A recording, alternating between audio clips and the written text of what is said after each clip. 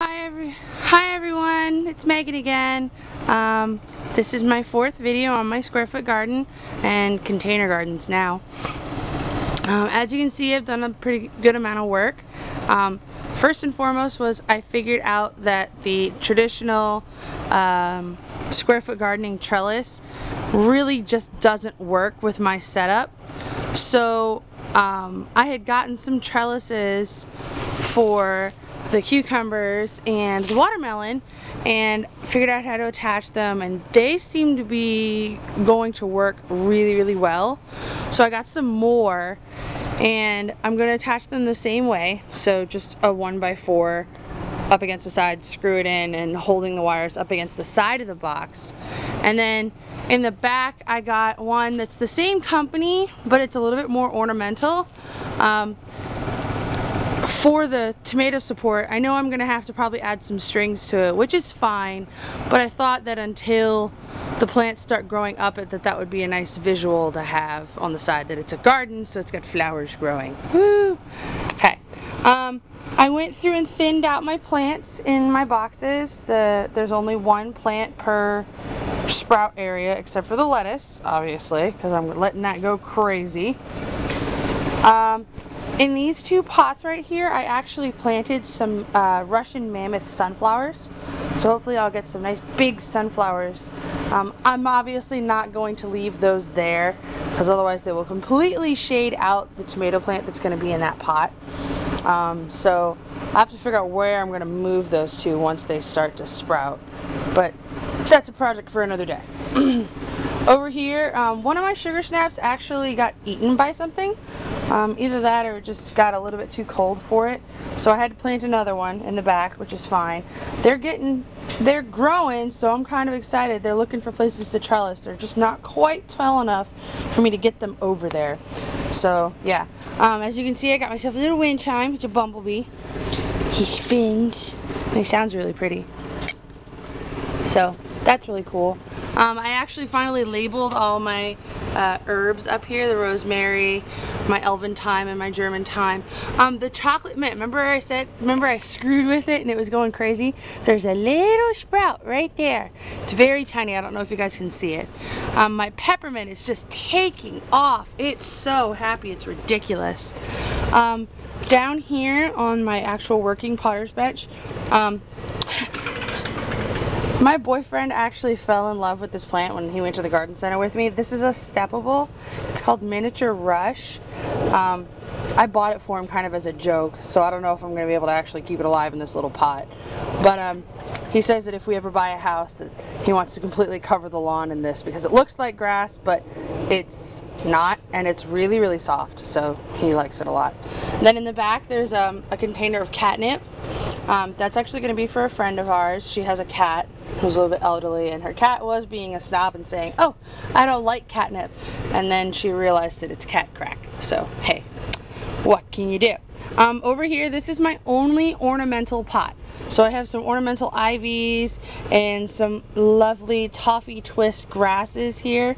And then I'm going to put some kind of flower in there. I'm just not really sure what yet. So right now it's just ornamental grasses.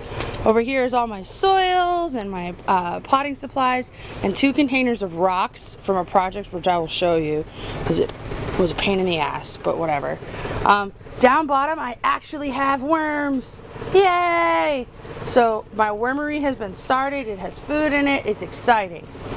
Alright, now over here where my hydrangea was is my herb tower, and as you can see I have another layer. The top 2 layers are going to be nothing but basil. I have a bunch of herbs on here: tarragon, fennel, flatleaf parsley, garlic chives, cilantro, hot and spicy oregano, again a buy for the boyfriend, and one that I'm really excited about, which is a stevia plant, which apparently is going to attract an insane amount of bees to my garden, which is awesome because bees do a whole bunch of pollinating and everything. I also have purple sage.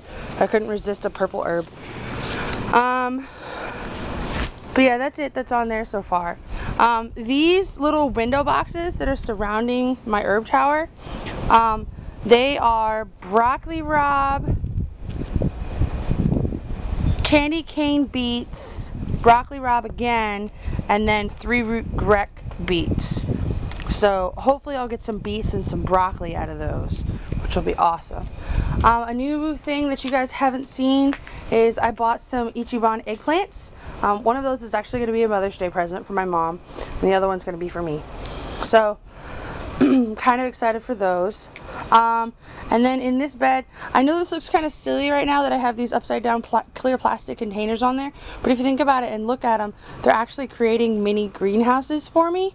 So I'm actually protecting these plants better than I otherwise could. So yeah. Yeah, you guys remember that I planted that purple beauty bell pepper and then the seed didn't sprout? Well, I found a sprouted transplant, obviously, from Merrifield Garden Center here in Fairfax. So I purchased that and put that in the ground, and it seems to be doing okay. Next to that is my nasturtium that I told you guys I was going to get. This is a red nasturtium.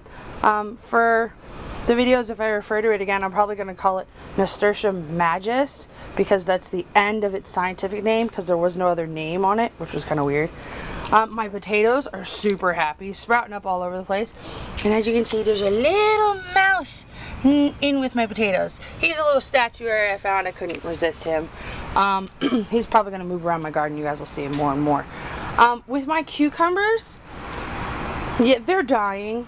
So I'm going to try to protect them and get them to sprout, but I also have some seeds inside sprouting in vermiculite on top of my refrigerator. So that's the deal with those. Okay. Oh, I'm running out of time. All right, over here, this is my landlord's front garden bed. It was falling down, so we re-terraced it for them. In the back, there's some 45-day standard cabbage, and then down bottom, there's night and day nasturtiums, strawberries and cream, and then 2 kinds of trailing thyme, which are seppable also. So, yay for that. Alright guys, so that's my garden video for this week. Thanks a lot. I'll talk to you later. Bye.